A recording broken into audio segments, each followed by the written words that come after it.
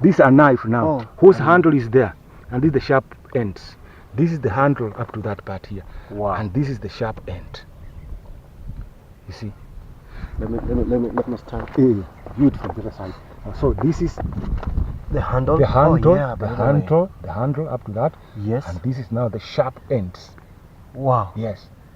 And this dark spot here is believed to have been the arrowhead. This dark spot here. This was the arrowhead up to that part here. Yeah. And this one here, where you see me pointing my left hand, this was the bow. So in case of him maybe trying to eat an animal, he was now to fix the arrow onto the bow so that he could shoot now to the neck and the blood could come out. And if he wanted the animal to die, he would now leave it. He would now leave the blood to go excess until it stops breathing. And if it does so, then he enters into skinning it using this one here. The knife now. So he went up. In the days of Mr. Mulia, there was a process of killing an animal. First, to fix the arrow to the bow and then shoot. And then thereafter, he could now skinning it. Using this knife. And in Bukusu, when the blood comes out, it is now remedying. It is believed that the disease in the animal is going out. Yes. And actually, Mr. Mulia one day shot an animal and he drank the blood, and then thereafter, when he was satisfied, he let down the blood to go excess. So it died, and then he skinned. And because people are now salivating while he was now taking the blood, so he gave the beef. Permit me to show you where the beef. Sure, please. As I speak, there is beef here. Thank you.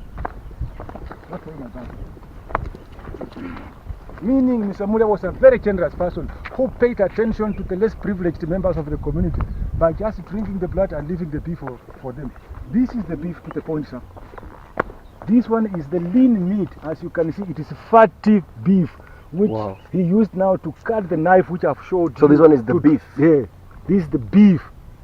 The fat of beef, by the way. Yeah. And in the days of Mr. Mulia, if one could fix his or her eyes onto this lean meat, so he used to cut. To cut here, to cut this one so that the blood could come out, and cutting into the necessary pieces for the less privileged members of the community to eat.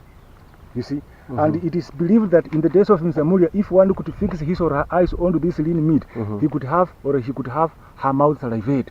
That's why when I was speaking to the adherents of Binya Musambwa some 7 years ago, they had to cut here. As you can see, this cut part here, Your Honor, feeling that the stone was to transform into meat for them to eat. Wow. So what is he teaching people in the present world? He's teaching people to embrace some moral character of being very generous.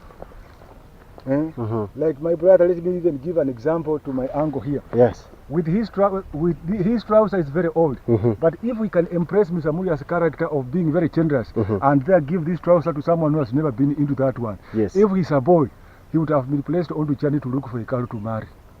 Wow.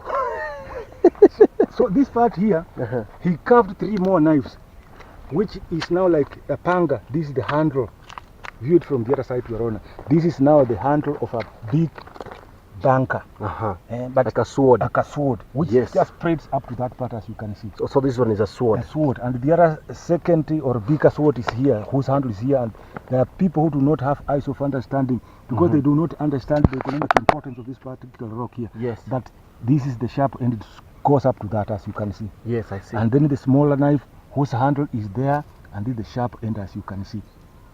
So when Form 4 students even flock here, they so normally acquire here, where we sing biggest. So show me again the knife. This is the knife, the biggest knife, whose handle is from where you can see my right hand point, Your Honor, up to that part here. And the sharp end stretches just up to that part. Wow. And then the second bigger knife, with its handle is just there where you see my right hand up to that part, and then the sharp end up to that part. And then the third smaller knife is now here. This is the handle, and then this is the sharp end that way.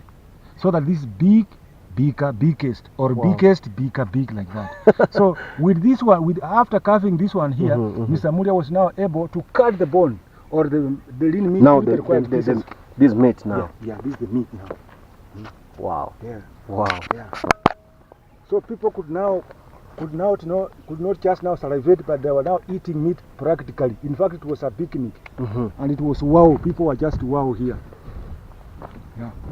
And then, as you can throw your eyes, Your Honor, Skeleshamuria is surrounded by packed vegetation.